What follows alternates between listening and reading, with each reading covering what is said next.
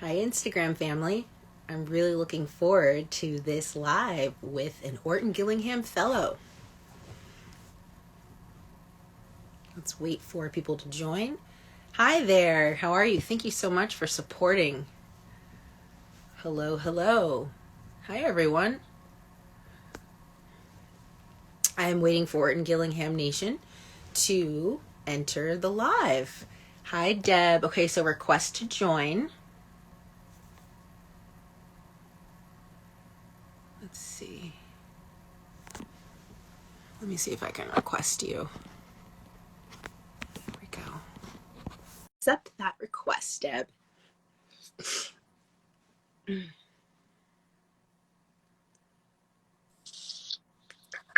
Hi. Ah, look at that. How are you? I'm so good. I figured out Instagram. I feel like a champion. I love it. I am so happy to finally have connected to do this live. I know, but So this has been a long time in the works. I know. So let's get started. So there are people joining right now, which is awesome. Yeah. So let me welcome everyone to this Instagram live. So my name is Dr. Lauren and I run Think Dyslexia. And so I always like to start off all of my lives by sharing with the audience that I am a special educator and a dyslexia advocate. I am not an adult with dyslexia. I know sometimes that can confuse some people.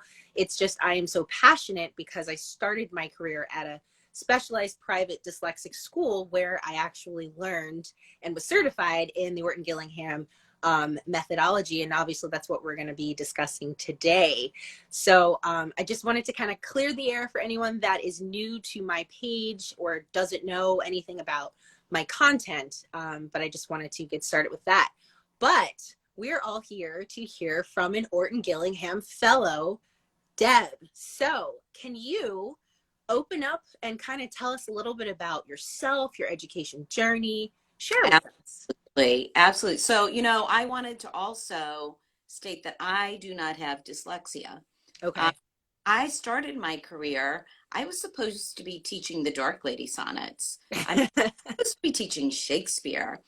And I went to do some volunteer work at a high school as part of my coursework. And I had this student that I worked with who I thought couldn't write. So I am like madly trying to pull stuff from the internet. And, as it turned out, later I realized that it wasn't that the student couldn't write. She couldn't write well, obviously, but she couldn't read.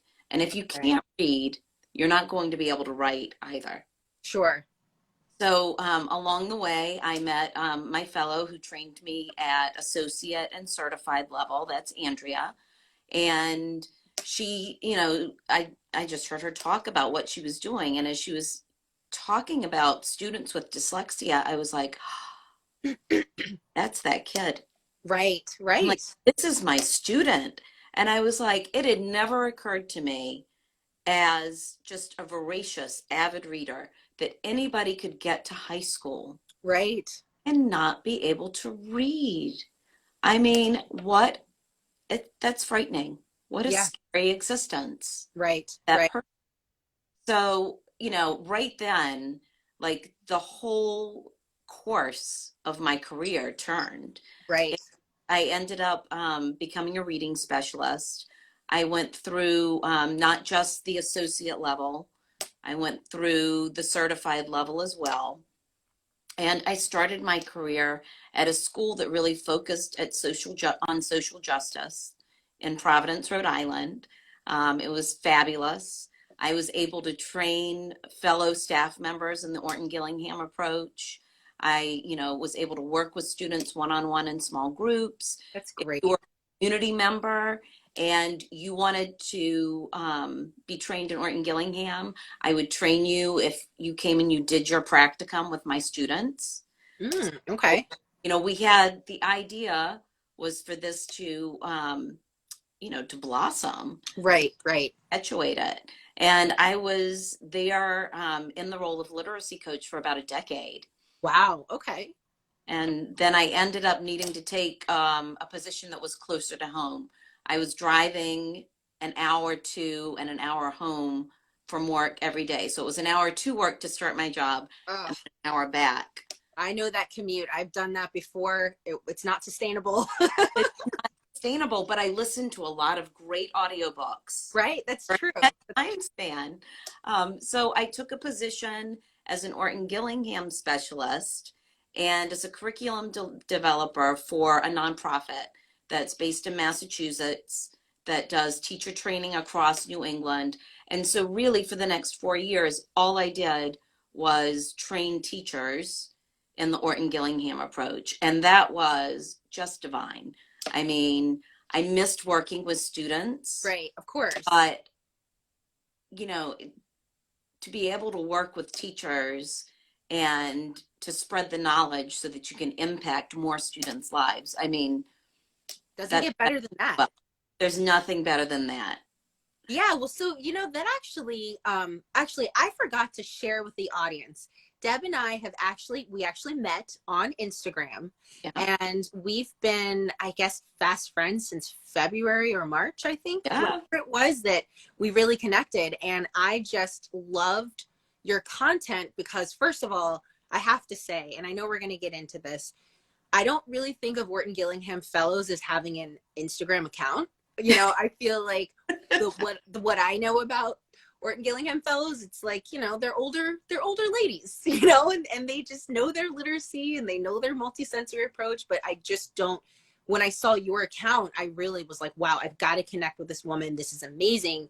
And obviously we had a lot in common, and, we've just been communicating pretty much, I feel like, almost on a daily basis now, which is awesome. Which is so helpful, especially when, you're kind of in your cyber bubble, right? Yeah. Yeah.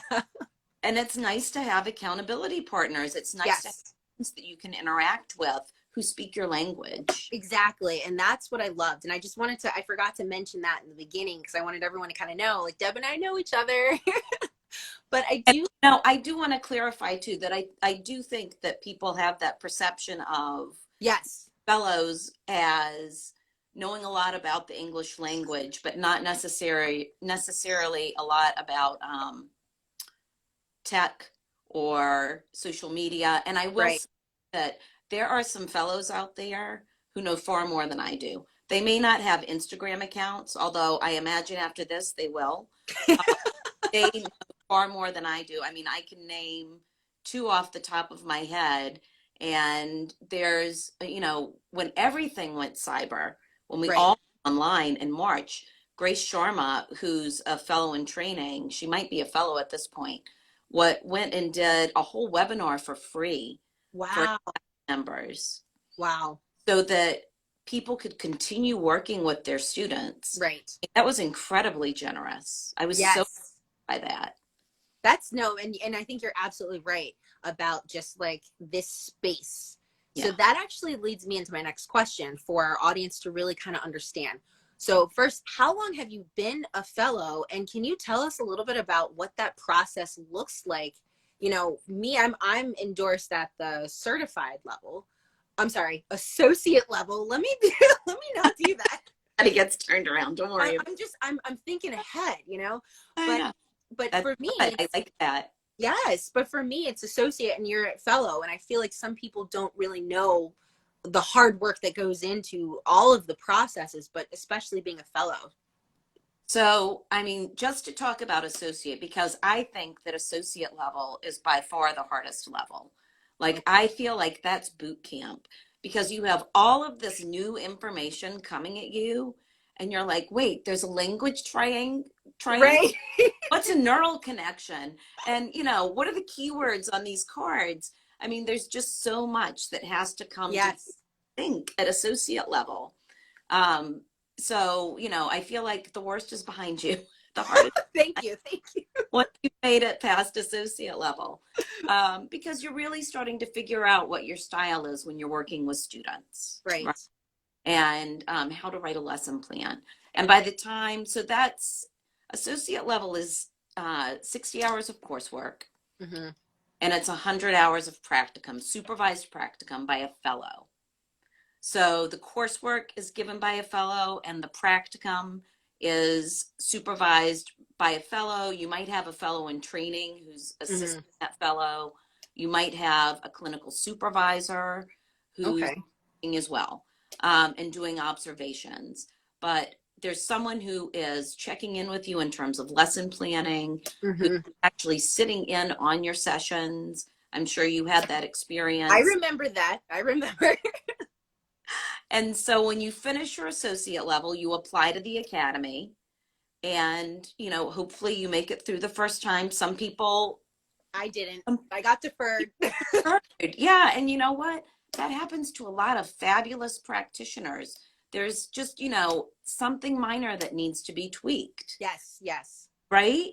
So don't get discouraged. If you're out there and you're an associate in training and you were deferred, don't be discouraged. Keep going. You'll get this. Touch base with Yes. the fellow, right? So Yes. then after associate level, your 60 hours of coursework, your 100 hours of practicum, and Yes. that goes over the course of at least 8 months. That Okay. Yes, I do remember that. but it has to be a minimum of 8 months. Then you go to certified level. And certified level, I think if associate level is boot camp, like certified level, you're the Marines, Yeah, right? You're the few, the proud. I can't So, wait. so at certified level, you're going to do 100 hours of coursework. You're going to do 200 hours of practicum. Right. That's going to be over the course of 2 years. Right. And you have 10 observations at that level. You work with students who are more advanced and more complex Hmm. at certified level. And then you apply to the academy. Now, after you get your certified level, you don't need to check in with a fellow anymore.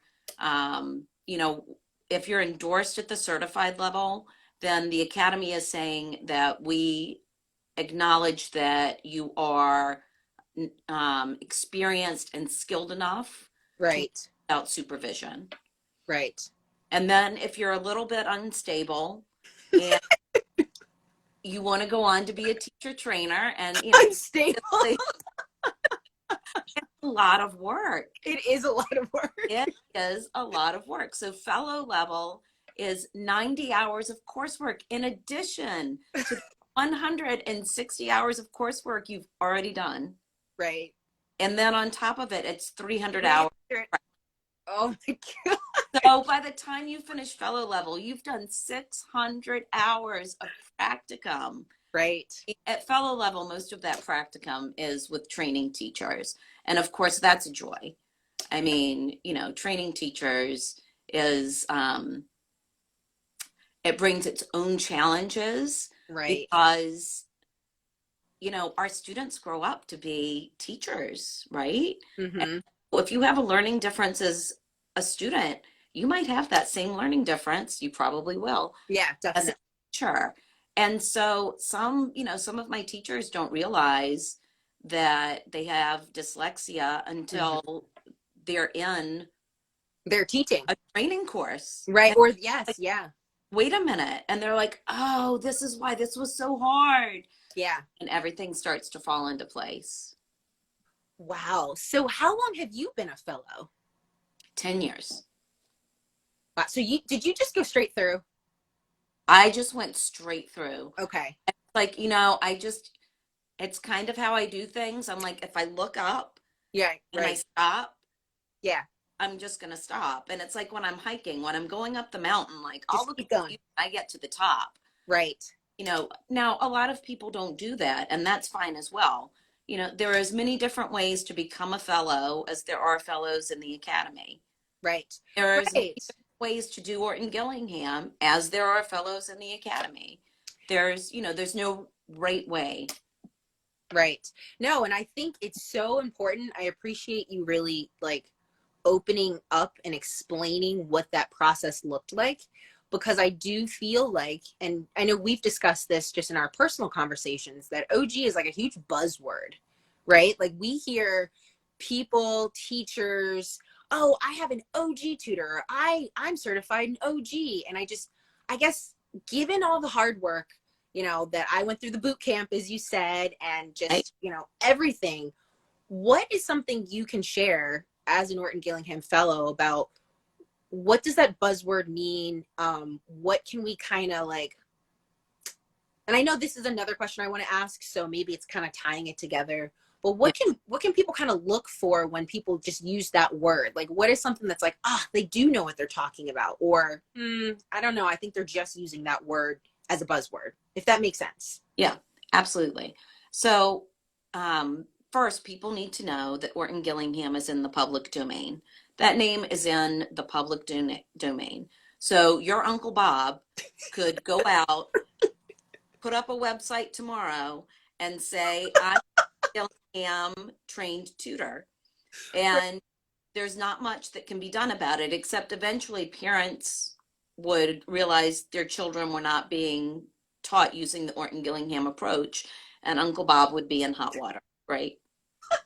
Yeah, I love your analogies. So, you know, the things that I look for, I mean, I always tell people, you want somebody who's been trained through the academy. Yes. Now, originally, the academy's in the middle of a name shift. It was the Academy of Orton-Gillingham Practitioners and Educators. Right. And that's a mouthful. It is. So it's shifting to the Orton-Gillingham Academy. You'll find both on the webpage Okay. when you go. But you want somebody who's been trained through the academy. And, I think you would want to say, what level are you endorsed at? Yes. Because anybody who's been academy trained it will be able to tell you, I'm an associate member, I'm a certified member, I'm a fellow level member, I'm Right. an OT classroom educator. Right. And I don't mean to disrespect the OG classroom educators. That's a newer one, so I tend to forget that one. And by newer, I mean like it's been in the past 6 years. It's not that new. I was going to say, I remember when I first started my career, my fellow at the time said, and I kind of want you to touch on this too, but from what I remember back in 2012 or 2011, Yeah. he said, just apply. You can send in a resume. What is it? A little bit of reading and you get a certificate. And it's really not that much work, or at least then it wasn't. I don't know. Can you clarify? Right. It's 30 hours of coursework. Okay. And you still have to do 50 hours of practicum with five observations. So it's still a significant amount of work. I The don't remember. application Wow, really? Okay. rigorous. Okay. The coursework is rigorous. Okay. The practicum is rigorous, but the application is a lot less involved. Right. Okay. If you're applying at the associate level, that's far more involved. I remember, okay, so it's coming back to me. I had tons of hours and already had observations. So that's why for me, it just seemed like send in the application, which Right. I do remember was very easy, but my associates, that was so intense. And are they still only accepting applications twice a year? I think that right now it's on a rolling basis. Because that was Because awful for me. pandemic. That was awful knowing I got deferred and then I had to wait till July Yeah. to resubmit. And I was like, what if I don't get in? I know, and you're just sitting on pin. Like it's one of those things where you forget, and then it's 2:00 in the morning, and you're like, "Oh, I'm gonna find out next week," right? Yes. So, it depends. So I think right now it's on a rolling basis. Okay. But if you are training through an accredited Yes. organization, then you just apply to the organization, and the fellows who are there will look at your application Okay. because they've been authorized to endorse you, and then you'll upload your application to the academy's website. So to go back, and that was really helpful information. But I really want to make sure, because I know you and I could talk for hours about all of this nitty gritty stuff, but I want to make sure our audience is really focusing in on like the buzzword and also the question. So the first question you were saying is really asking the tutor, what level are you endorsed in the academy? And I personally feel that will weed out a lot right there. Oh, absolutely. What level are you endorsed? And really, if you want to know if this person is being honest with you, you can call the academy, you can email Yes. the academy, they'll send you a list. Yes. But if Yes. you're on the phone in that moment, you could say, oh, who is your fellow? Right. Everyone in the academy can trace their lineage right back to Orton-Gillingham. Right. And we all talk about who our fellows are. I But mean, that's another question too. So I ran into, and we talked about this on a personal, professional level. I ran into a situation, a sticky situation at work, where there was a woman yeah, who was marketing her tutoring. And, I didn't feel as comfortable with using the buzzword OG because I did ask what level she was endorsed in. And, right, she mentioned her fellow. And right. so I think that people can get a little, parents, especially if they don't really know what they're looking for. They just know my child has dyslexia. I know Orton-Gillingham works. They don't really know the finite details. So what if a tutor says, well, here's my fellow's name, but really they just did a classroom educator with them? And I guess that would be okay, right? Or no? Well, so classroom educator, you're supposed to be working with small groups. That's really, if you look at the Academy's website, that's tier 1, tier 2 Okay. providers. So if you, so they're not trained to work one-on-one with students. A lot of times what I'll see is somebody takes the subscriber course. And the Yes. subscriber course is 10 hours. Right. And really, you're an informed consumer at that point. I think of like admins as being well suited for the subscriber course, Or parents.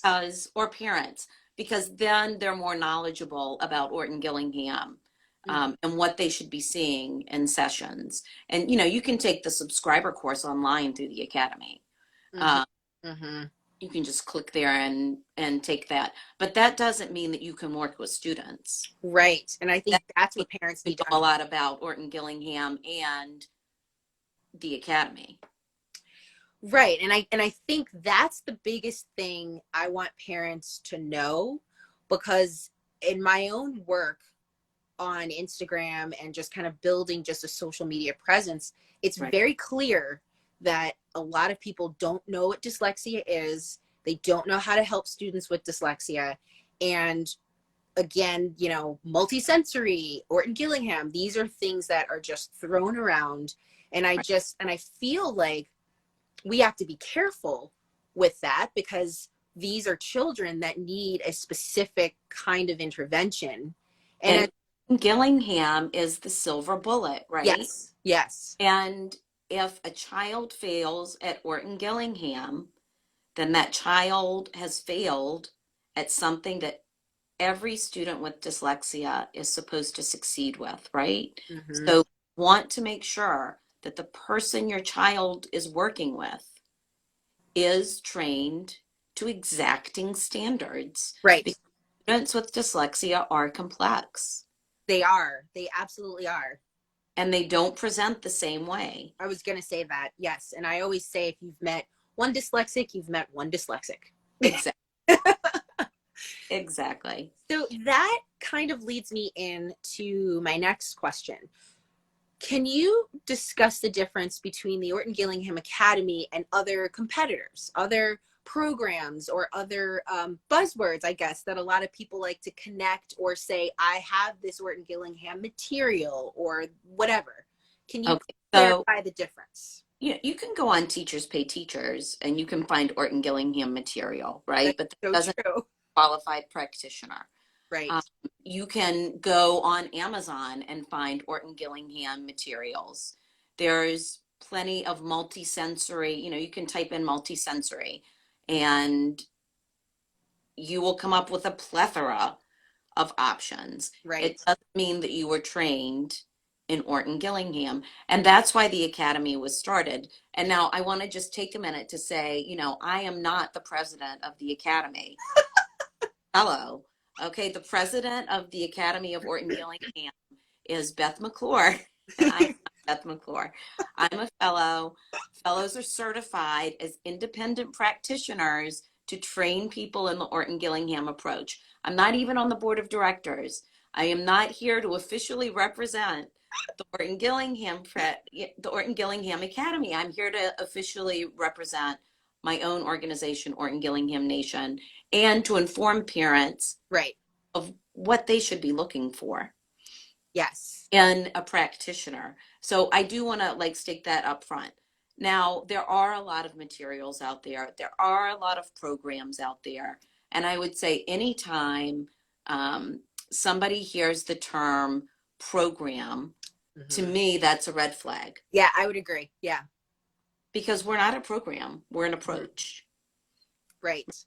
We don't have a book that we are pulling lesson plans out of. So if somebody says to you, oh, well, your child is on lesson 85 on page, 210, that to me is a red flag Yes. because there's no book. Right. Right.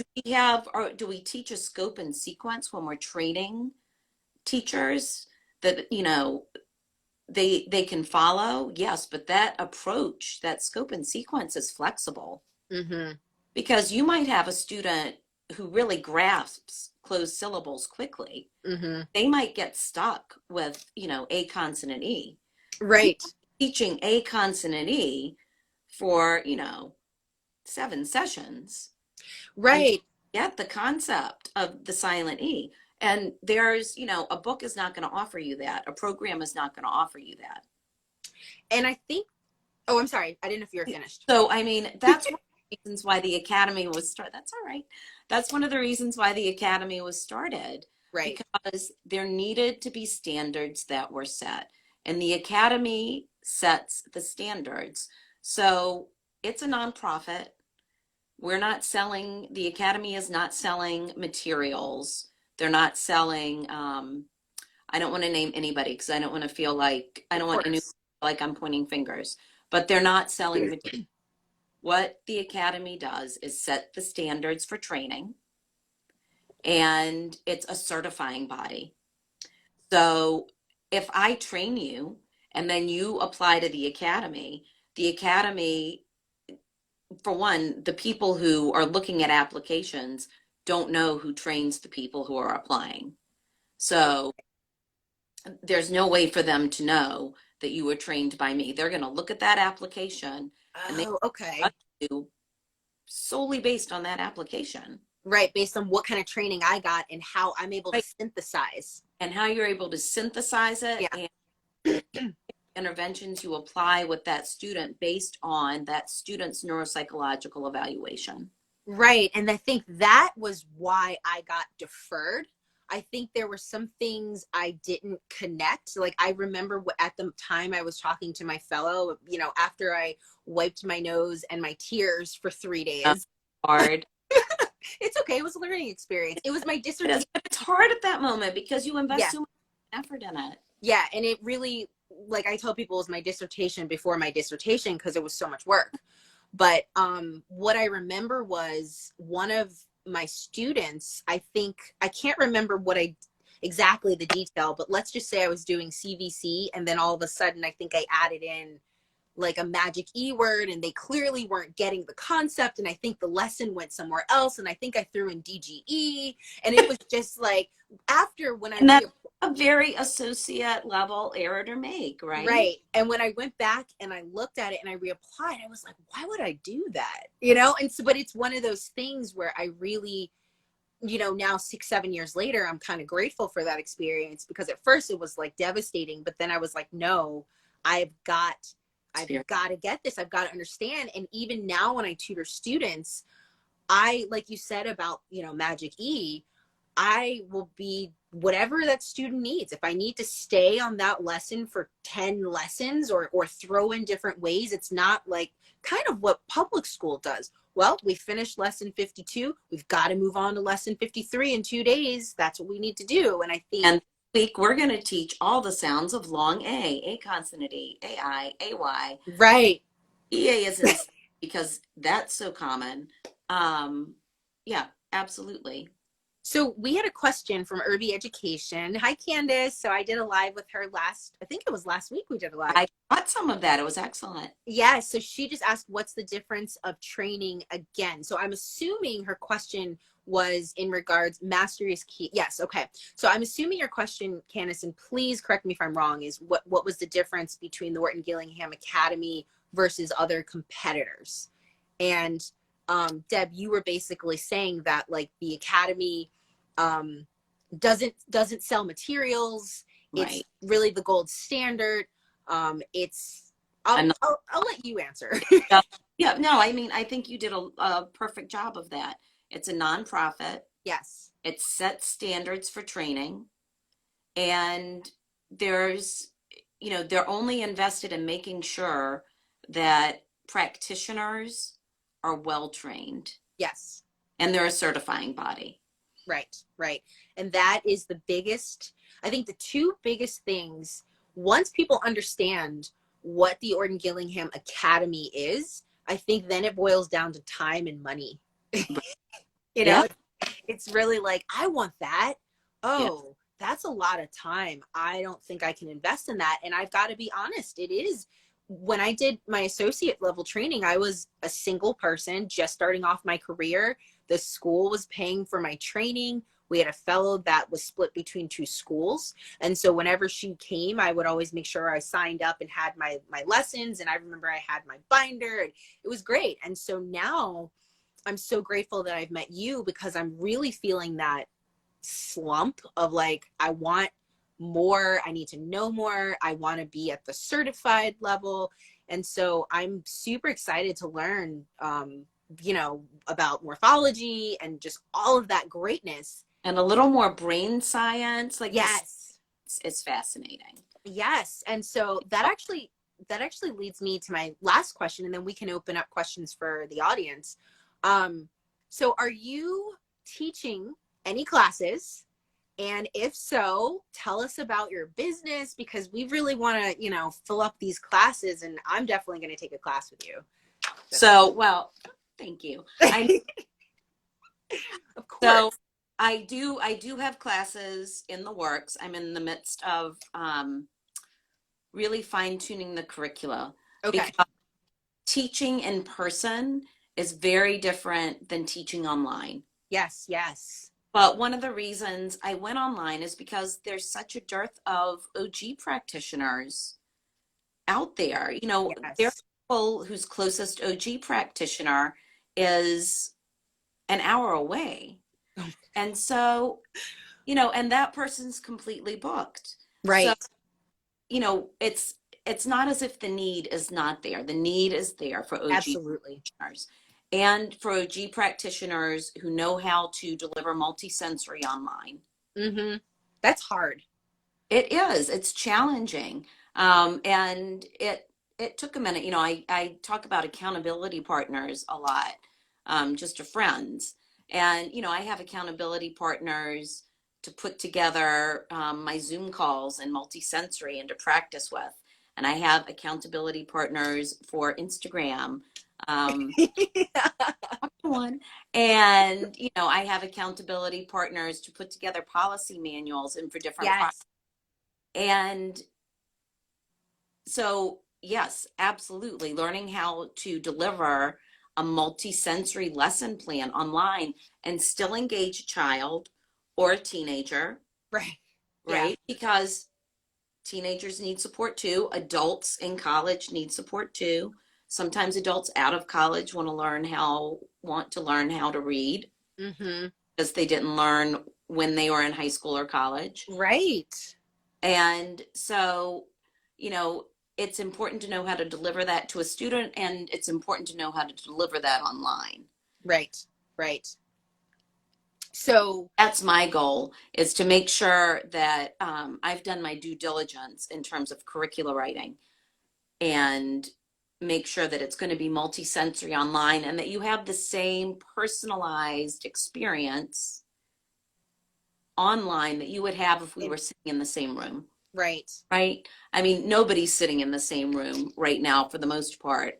And I think that eventually, obviously we're going to get back to the point where sessions can be held in person, but that's not always convenient to people's schedules. Well, it's not. And I think given now that it's really easy to just go to a room and Yeah. get dressed from the waist up, you know, and just have your cup of coffee. It's so convenient to say, like, I can do back-to-back meetings because I don't have travel time and all of those things. So I know for sure I love that. I mean, I've been working from home the last few weeks just because my school was virtual, and then we went back for like 5 minutes, and I'm like, I'd rather stay here.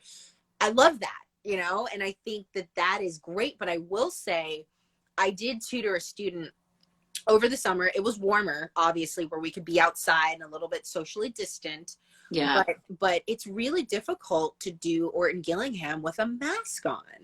Like you can't. And I didn't, because that was our standard. The mom I can't even imagine. No, and the mom was kind of in like crisis mode of like, my son really needs this. And so we had an understanding of where we're going to be and spaced out and all that. And, you know, we were fine. We were healthy. None of us caught COVID, but he grew so much in, like, I think the 8 weeks that I worked with him, because it was in person, because she said he's not getting virtual. We cannot do virtual. Right. And, you know, I'm grateful that they were able to find a specialized school for him. So my tutoring actually boosted whatever he needed to get to in that school. But I just can't imagine, like, some parents like, can we do it in person with a mask? And I'm like, how are you going to see if I'm going versus, I mean, like, no, right? Kids have enough trouble with and so then just do without doing behind the hand, right. So it makes it so much harder. And I think in the beginning, that's what I was incredibly frustrated about with the virtual, because I had a student that I was tutoring for almost a year. So we knew each other. So we stumbled, you know, and she was like, how are we supposed to do? And I was like, we'll figure it out. We'll figure it out. But you know, and I think there are always going to be students. I always say kids, but it's not really just kids. It's students, adults as well, who are going to need to have that one-on-one in-person experience. Absolutely. The virtual experience, I'm never going to advocate for, or all virtual. Never. I don't like to speak in absolutes, but I'm not going to advocate for entirely virtual, because definitely kiddos and students who need that in-person instruction. They do. Don't say that I don't miss reaching across the table and saying, no, sweetie, go back to this word here. I know. Or just pulling out, sometimes when I see when kids are spelling things wrong, and then I'll have a way, like, that I was so used to in person, to kind of take the whiteboard and you know, put it together or change something, and then I'll be like, let's, you know, sound this out, whatever it is. And now I literally have to find ways and type it, and then all of a sudden tech issues happen. I'm like, no.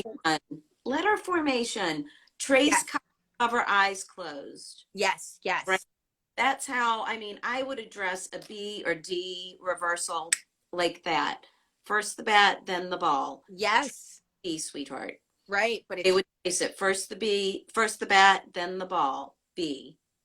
Right. And then, you know, copy it, cover it up, write it again, and then close your eyes. That's really just for kinesthetic memory. It is, but it's a complete and close your eyes experience. And it's kind of fun. Like, kids love that. Yeah. Very competitive about who can do a better B with their eyes closed. I love that. You got to make it fun. Deb, I do want to ask you this final question. It was a follow-up from my last question, and then I also see we have a question in the chat. So when are you starting your classes? Did you share that already? I don't know if you shared that. Oh, no, it's summer. Okay, good. It's so towards the second half of the summer, because I want to give people, I mean, this year has been a nightmare. Really hard for teachers. Yeah. I mean, and especially with teachers with kids of their own. I mean, it's been hard for all teachers, but especially for kids, for teachers who have children. It's been a difficult year. And I think that, you know, everybody needs some time to kind of regroup and get settled, and let's see where we're going. And by, you know, I'm assuming, I hate to assume anything, right? By May, we'll have a better sense of what the fall is going to look like. Yeah. And people, you know, will feel more confident in signing up for courses. Mm-hmm. Because it's a big undertaking. It And absolutely is. It is. And I think if you don't really know what you're getting yourself into, not saying that you don't want to finish it, because I personally think if you are seeking any level of certification in the academy, you have to want to learn. You have to love learning and growing. But I exactly. think once you're in it and you realize, whoa, I don't know if I can commit to this, I think that's when it's like, I got to find a way, but I don't know how. I mean, it's a lot. It is a It is, lot. It's a but lot. it's intense. And I had, when I would have community members come in to be trained, there would inevitably be someone who came because they heard that Orton-Gillingham tutors made X amount an hour It's all for about the money. students, looking for them. And then, they would get a couple of classes in and they were like, oh, Right. this, They're like, oh, this is far more involved than I anticipated. yeah, that's why you can charge that much. I always say you have to pay to play. Yeah, you, it's you, true. You do. you really, really do. So I see a question here. It's from SafeShare.affiliates. What do you think of SafeShare TV? It is the best way for teachers to share videos with their students without ads and interruptions to avoid inappropriate content. I don't know about Safe Share TV, Yeah, I but think, I like sharing without ads, interruptions, and of course, inappropriate content. of course, all those are buzzwords for Oh, us. good. Yeah, we'll have to take a look at that. Thank you for at least dropping that question in the chat to bring some awareness for us, because obviously if we're doing, I'm actually currently a learning specialist at my school, so I'm not doing teaching, but I do meet with students, but I do tutor. So this would be good for teachers to know, definitely, so they're not getting ads and interruptions. And just out of curiosity, because we know probably about 80% of students who are on an IEP who are working with a special education teacher, Right, are there for reading difficulties. right. Just how much of your coursework dealt with dyslexia? Are you talking about when I was like in grad school? Mm, Um, Let me think. Nothing. right, right. And So I'm a certified reading specialist. I mean, I right. have this conversation with my special ed friends, with my reading specialist friends, how much of your coursework dealt with this? Right. And the answer for me was Little to nothing. little to nothing. And that's something that I want us as a team, to you and I, to work towards. I've big goals and dreams. I know you're surprised by it, but I really want to break this systemic issue of universities not talking about this. I went to Syracuse University, and their school of education is supposed to be top notch for special ed. I Right. remember taking one course, and this was a good course, but it was one class about autism. The entire class was talking about different types of autism, and I loved it. I took a literacy course.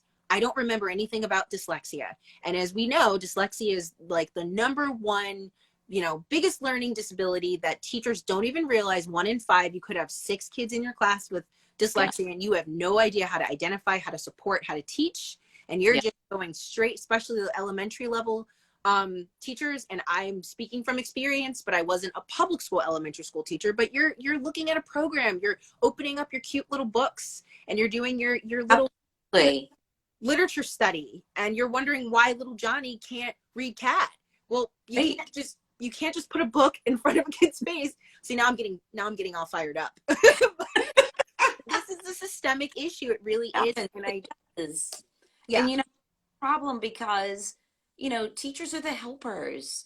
We yeah, come into this profession because we want to help children, right. right? And if teachers were given this information in undergrad, if teachers were given this information in grad school, you Absolutely. know, there's so much energy there and so much idealism there. Yeah, Teachers would run with it. they would. They really Want would. to learn. Like, teachers are forever digging into their pockets to make their classrooms We are. We more effective. absolutely are. And they would absolutely do the work They to reach would. And Yes. I think the other thing I always say is reading and writing are a civil right. So Yes. there's never a Issue. yeah, there's never a person ever, I don't think, that has ever said, you know what, I really don't want to know how to read or write or communicate. Nope, not interested. And I Yeah. think oftentimes, and this can be another live, but I Yeah. think oftentimes it's the behaviors, depending on how old the kids are, that the teachers are like, well, look at this kid's behavior, when really it's like, maybe this kid more than likely struggles with reading and writing. I And mean, that's I the table too, if you were asking me to read out loud, right. and it's a choice between my classmates laughing at me because I couldn't read Yeah, of or course. being thought of As the as class a clown. tough, right? Right, right. Out of the principal's office. And those are things I touched on in my live with Hildebrand, because he was a principal and in juvenile detention. And Yeah. so he really talked about how most of those kids knew they couldn't read at a Yeah. young age, but it was easier given their complexities of their life circumstances, or their home environments, to just get involved with some bad choices, which led them to where they Well, are.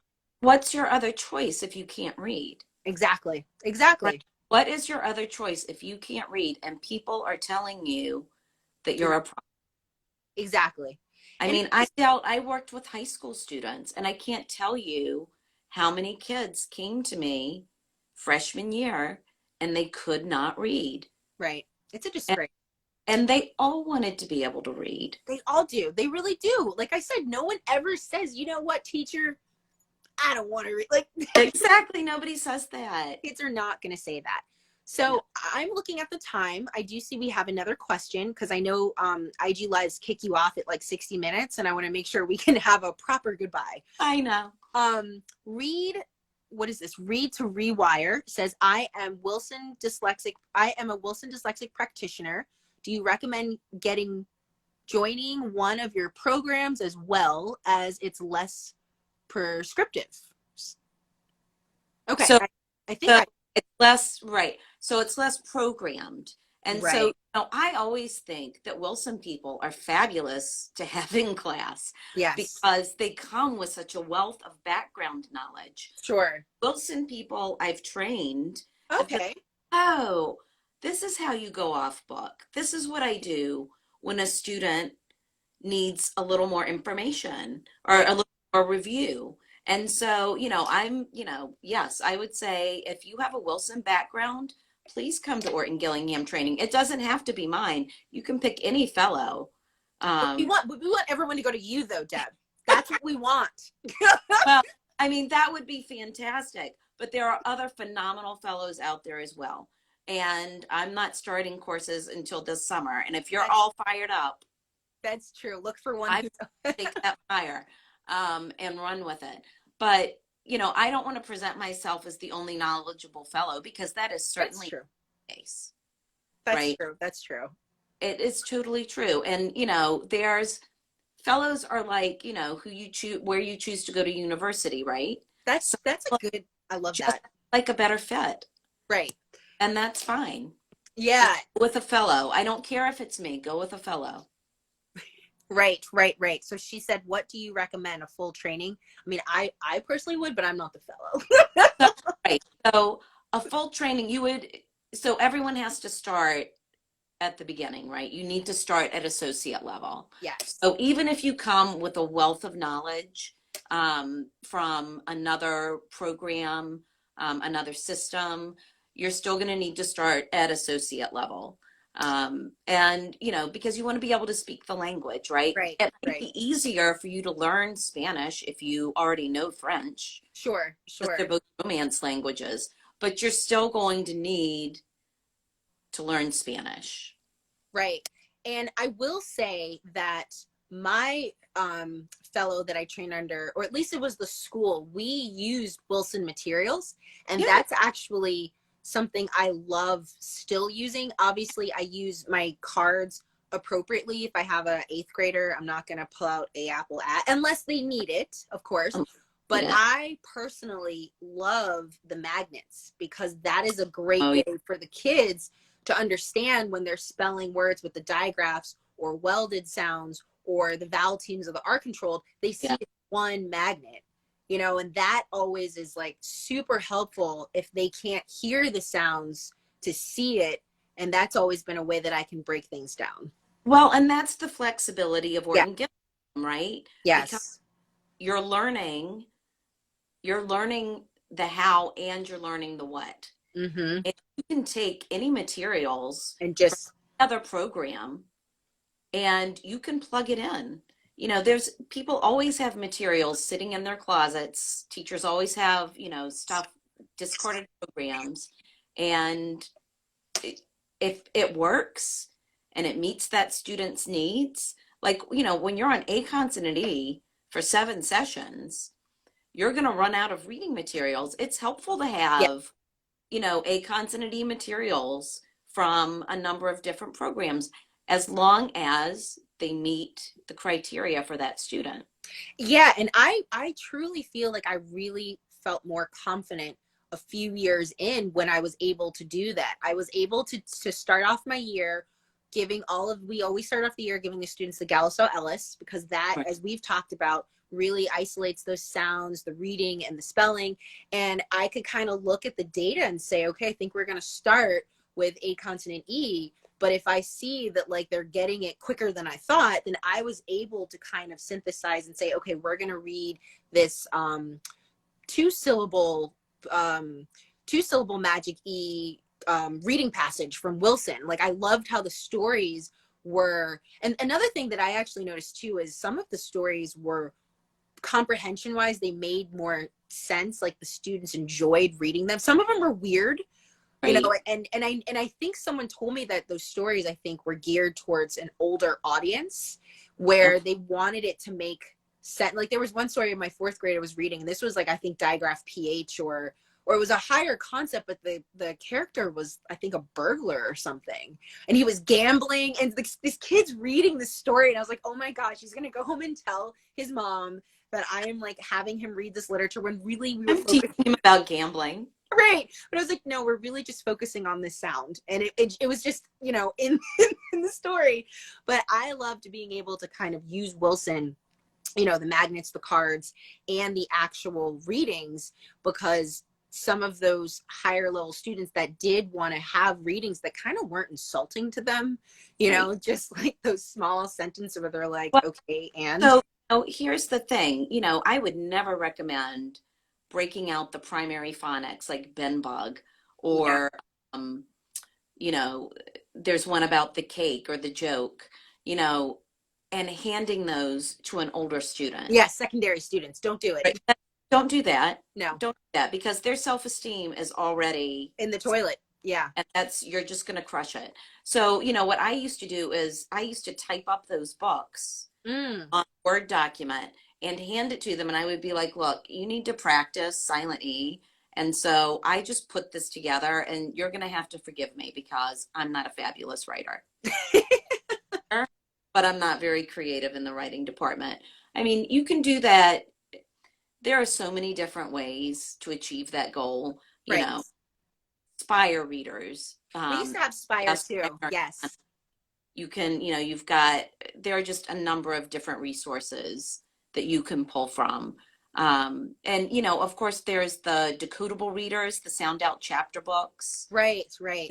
use, and those are more book-like. There's And so many options. chapter book, there are so many options now. Yes, yes.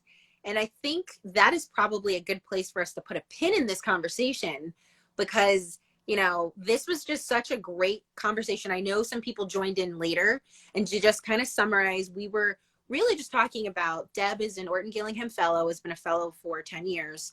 And we were just unpacking what the process is like to get into the academy. We also talked about OG buzzwords and what that means and what parents can look for and ask when they are getting or seeking or inquiring about an Orton-Gillingham tutor, because those are really important things to make sure you're getting the gold standard. Right. And then we also talked a little bit about the difference between the Orton-Gillingham Academy versus other competitors, which I think really ties into that other question about what should parents look for. And Deb is also offering some courses next summer. I'm sure she'll be, you know, letting us know about that as the time comes. But this was an awesome live. I am so glad that we were able to find this time. Oh, finally. Yes, and We should like do some little posts, follow-up posts that people can look at I to think that's a capture good idea.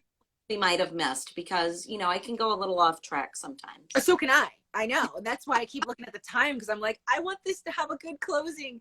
But I think that's a really good idea. So our audience, so if you were joining in, well, actually everyone is joining in on mine. If you were not following Deb, please do orton.gillingham.nation. Yeah. And she is awesome content, and she is a true Orton-Gillingham fellow. So that is like, really, please DM her, ask her anything. She's a great connection. And a comment on a post, I'm happy to have a conversation. Yes, always. Absolutely. And we will definitely collaborate on getting some posts out there for you all to kind of save and share, so you can have that knowledge too. Yeah, fantastic. Oh. Well, thank you, Deb, and thank you, everyone. And please feel free to reach out to us if you have any questions or comments. Absolutely. Yeah, and thanks for everyone for your support. Have a good night. Bye. Bye.